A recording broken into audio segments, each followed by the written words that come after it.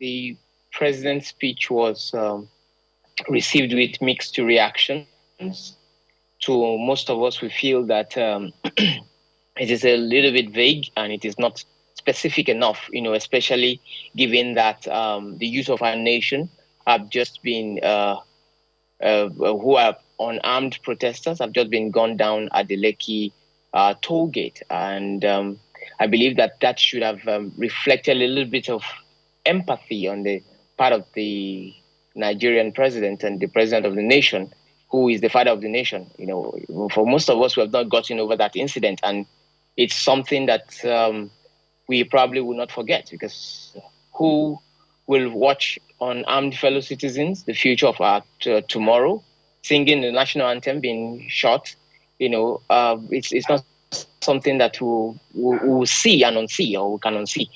So I think that should have reflected a little bit more in that speech. And I also feel that given the situation of the country now, in a situation where people don't feel safe, shops are being looted, stations are being burnt, companies and offices have been touched, and police officers are not even able to to go to work freely because they are afraid of being attacked by the mob and all.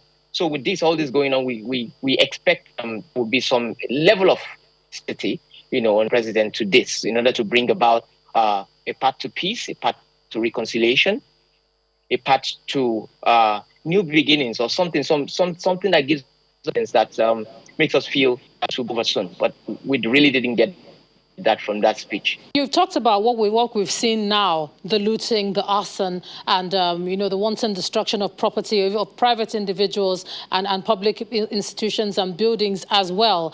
This has all been a build-up to which you were one of the conveners of in the forefront of the NSAS movement and agitation. You pulled out. Why?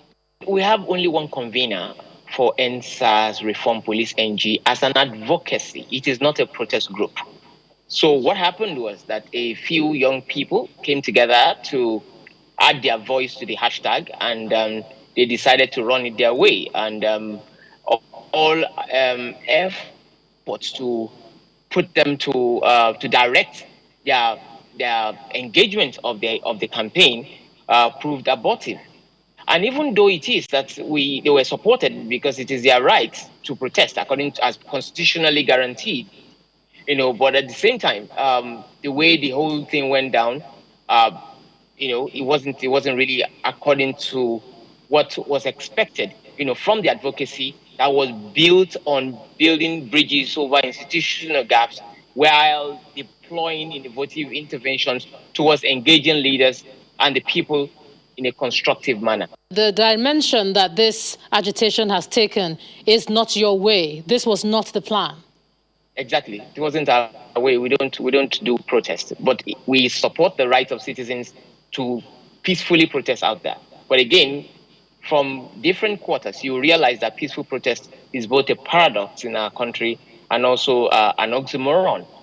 Because you can only vouch for what you will do as a peaceful citizen, but you can't vouch for what others will do with your declaration of protest. All right, civil rights leader and social justice advocate Segun Awosanya, thanks a lot for sharing your thoughts with us on the News at 10 tonight. Thank you very much.